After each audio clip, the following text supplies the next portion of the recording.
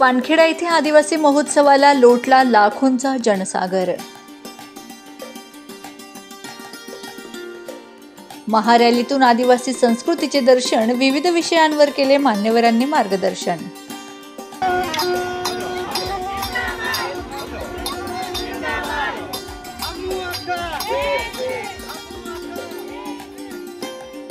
पिंपळनेर साक्री तालुक्यातील पानखेडा येथे आदिवासी एकता परिषदेच्या सांस्कृतिक कुंभमेळ्याला लाखोंचा जनसागर लोटला।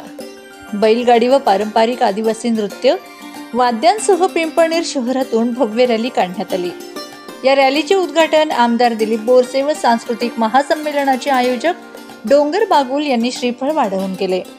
32व्या आदिवासी एकता सांस्कृतिक संमेलनाच्या दुसऱ्या दिवशी पिंपळनेर शहराच्या साईकृष्णा रिसॉर्ट पासून आदिवासी सांस्कृतिक एकता महारॅलीला सुरुवात करण्यात आली। रॅलीमध्ये बैलगाडीवरून आदिवासी संस्कृतीचे दर्शन घडले। आसाम, अरुणाचल प्रदेश, छत्तीसगड, गुजरात, मध्य प्रदेश, कर्नाटक, ओरिसा, मिझोराम, दादरा नगर हवेली येथील आदिवासी बांधवांनी आपल्या पारंपरिक वेशभूषा व वाद्यांसह या रॅलीत आपले नृत्य सादर केले।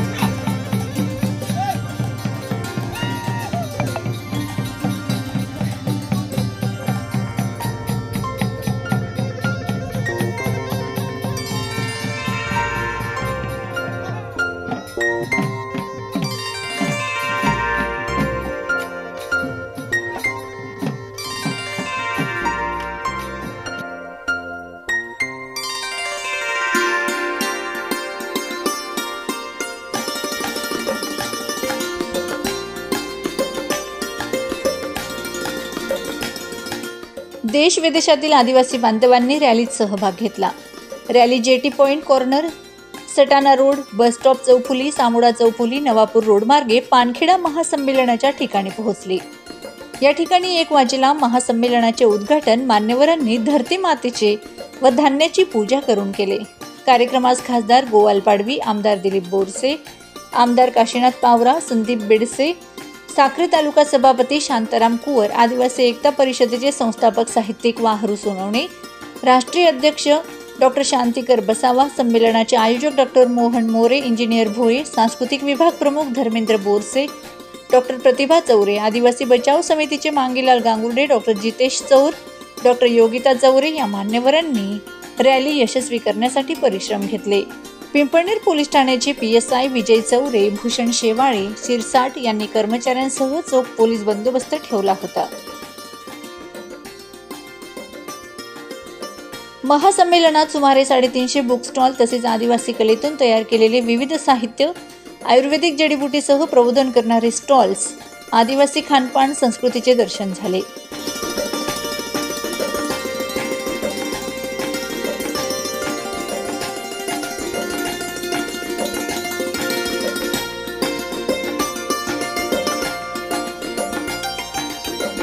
या महासंमेलनात आदिवासी संस्कृतीचे जतन करणारे विविध ठराव पारित करण्यात येणार आहेत। दरम्यान महासंमेलनात भव्य दिव्य व्यासपीठ होते, परंतु व्यासपीठावर कोणालाही बसविण्यात आले नाही। देशभरातील आमदार, खासदार, मंत्री, विविध पदांवर उपस्थित मान्यवर उपस्थित होते, पण त्यांनाही स्टेज समोर खालीच बसवले जाते। यावेळी विविध विषयांवर मान्यवरांनी मार्गदर्शन केले, तसेच सांस्कृतिक कार्यक्रम झालेत। आदिवासी गीतं व नृत्य सादर करण्यात आलीत।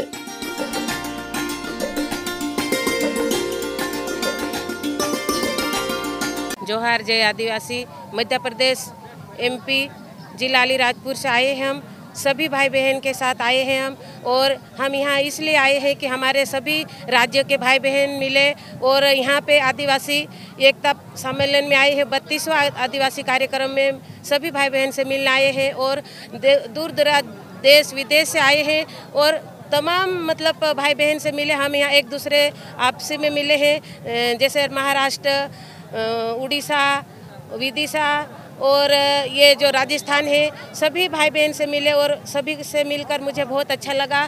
ताकि हम एक देश से दूसरे देश से आए हैं, सभी मुझे अच्छे से विचार विमर्श कर बैठकर बात भी करी है। यहाँ पे आदिवासी कल्चर वेशभूषा में मिले हैं, देश विदेश आए हैं और हम अपनी अपनी वेशभूषा में आए हैं। महाराष्ट्र की वेशभूषा अलग है, मध्य प्रदेश की वेशभूषा अलग है और जैसे कि भाई मतलब पगड़ी वगैरह बांधते हैं, अपने दूसरे समाज के नहीं बांधते थे पर अब सभी समाज के बांधने लगे हैं। लेकिन हमारी जो आदिवासी कल्चर है वो वेशभूषा हम नहीं भूलना चाहते, इसलिए हमारी जो संस्कृति है वो बचाव के लिए यहाँ पे कार्यक्रम में उपस्थित हुए हैं।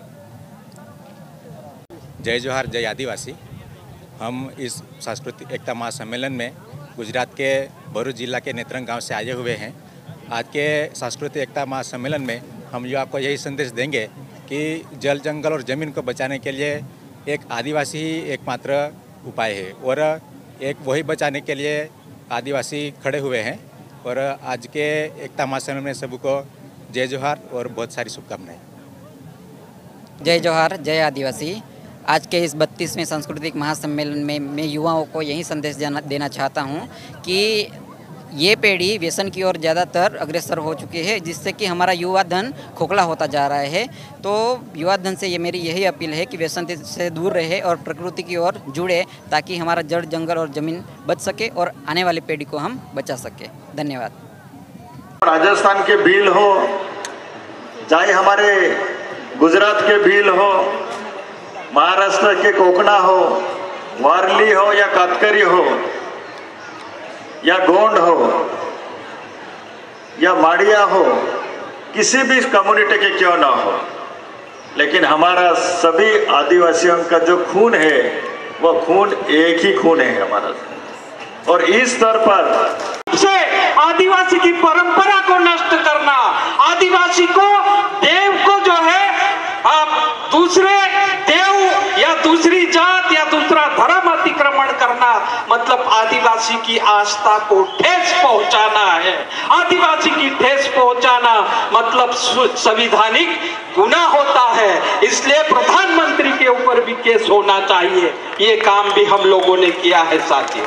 दूसरी बात साथियों, अगर हम बात कर रहे थे यहाँ पर पैसा एक्ट की, रूढ़ी प्रथा की, और उसमें जो है परंपरा, जिस प्रकार से जो परंपरा है वो परंपरा में हम लोगों ने कहा कि जिस प्रकार से हमारी परंपरा है, हमारी पूजा विधि है, वो पूजा विधि के साथ में हमारी शादी होती है।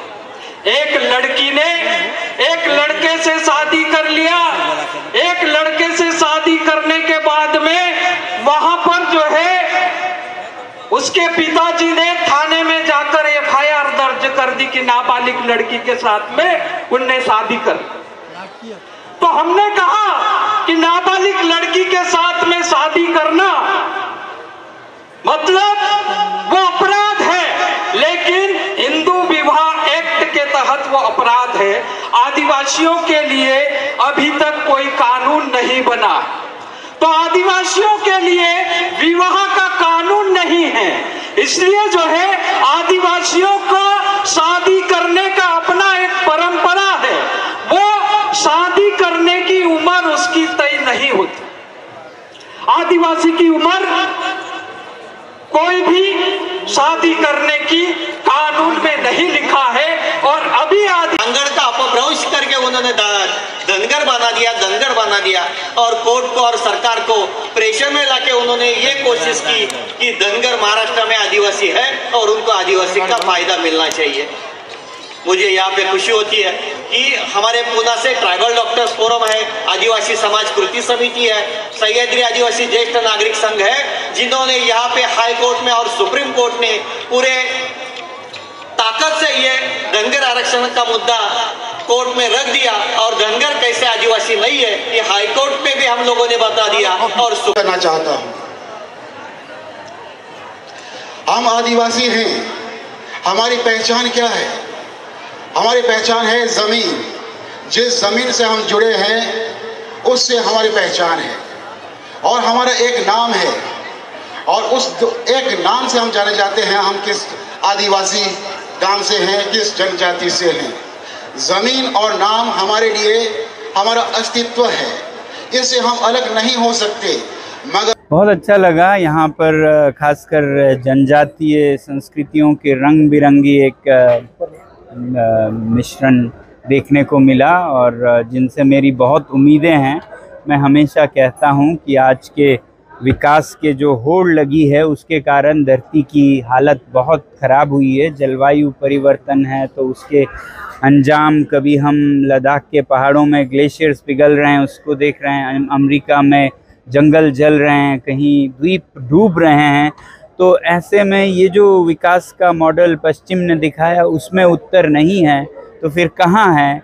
और मैं सोचता हूँ कि ये जो मूल निवासी हैं, चाहे वो लद्दाख के पहाड़ों में हो या मध्य प्रदेश महाराष्ट्र के जंगलों में हो, यहाँ पर आपको ये ज्ञान मिलेगा कि कैसे लोग प्रकृति के साथ संतुलन में बहुत थोड़े साधनों के साथ भी संतुष्ट रहते हैं। तो यही सीखने और यही औरों को सिखाने मैं यहाँ आया हूँ। बहुत खुशी है। विकास जो है जिस पैमाने में होना चाहिए उस पैमाने में नहीं हो रहा है, इस बारे में क्या करेंगे आप? देखिए, आपका क्या पैमाना है मुझे नहीं पता।